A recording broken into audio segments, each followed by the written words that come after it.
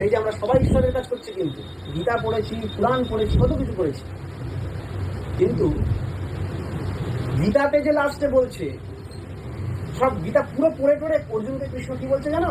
এত বড় যোগ, সাংখ্য যোগ, অভ্যাস যোগ, ফ্যান ফ্যান দিয়ে লাস্টে বলছে মন্মনা ভব মদভক্ত মদজাজি মাং নমস্কু মামে বৈশ্যসে সত্যন্তে প্রতিজানে বিরহসীমে। মন মনা ভব, তোমার মনটা আমায় দাও, বাকি সবাই বুঝে নেবে।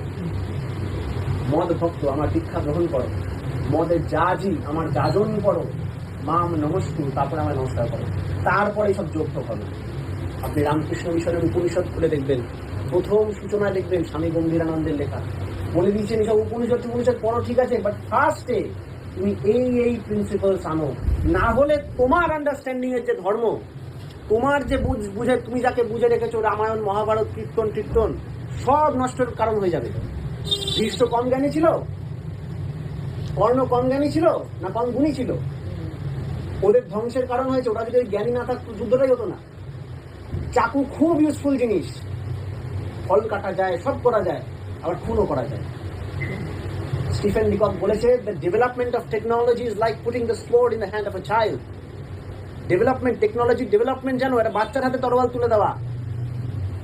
টেকনোলজি ডেভেলপ হচ্ছে, মাথা তো বাচ্চারই আছে, প্রবৃত্তি নিয়ন্ত্রণ কে করবে আপনার? আপনি ডিকশনারি পেয়ে গেলেন, ডিকশনারিটা ছুঁড়ে মাথা ফাটাবেন কারুর না পড়বেন, সেটা তো আপনার মাথায় আছে। এটাকে কে ঠিক করবে?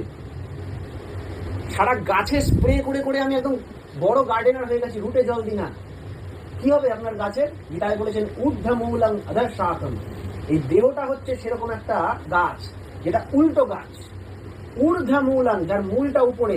ব্রেন বলে না, যা আছে আপনার কপালে, বলে আপনার কপালে খারাপ, বলেন এসব কথা, ভাগ্যে এই বাতায় কপাল কেন বলে জানেন? এটা কি জানেন? এটা এর ভিতরে ব্রেন আছে, ব্রেন। কপাল মানে ব্রেন। আপনার ব্রেন খারাপ হলে জীবন খারাপ, ব্রেন ভালো হলে জীবন ভালো। আর পাল মানে করে পালন করা। মানে করে, পাল মানে পালন করা। আপনি যদি আমার এখানে জানেন অনেক মাসেল আছে আমার, ব্যায়াম করলে বেরোবে। ডায়েট করে ব্যায়াম করলে এটা মাসেল হয়ে যাবে, এটাই মাসেল হয়ে যাবে, ইনজেকশন দিতে হবে না, এটাই মাসেল হয়ে যাবে। যেমন আমার এখানেই ভগবান আছে, সেই এক্সারসাইজ গুলো করতে হবে। আর নীতিবিধিগুলো শ্রদ্ধার সাথে জেনে নেওয়াকে দীক্ষা বলে। দীক্ষাকে ইংরেজিতে বলে ইনিশিয়েশন, মানে টু স্টার্ট, শুরু করা। ঠাকুর স্পিরিচুয়ালিটিকে বলছেন, spiritualism is the investigation and invention of the hows and whys by which a matter extends to the acceleration of its being and becoming. আজকে মা খুব পরিষ্কার সুন্দর বললেন, ওটা তো আগুনের ধর্ম, ঠিক। জ্ঞানাত্মনস্তথানেশাং জীবনং বর্ধনঞ্চ আপি ধ্রিয়তে স ধর্মঃ। যাতে মানুষের জীবন ও বৃদ্ধির সৃষ্টি করে কথা বলছেন। আমরা যখন বলি লেফট, আমি প্রিডিফাইন করে দিলাম রাইট বলে কিছু আছে। ডান দিকের রিলেটিভই তো লেফট। আমি যখন বলি এই যে ছায়া, শ্যাডো, আমি প্রিডিফাইন করে দিয়েছি আলো আছে, নাহলে ছায়াটা যদি করে অন্ধকার ঘরে। তেমন আমি যখন বলি আমি প্রিডিফাইন করে দিয়েছি অপর বলে কিছু আছে। এই অপর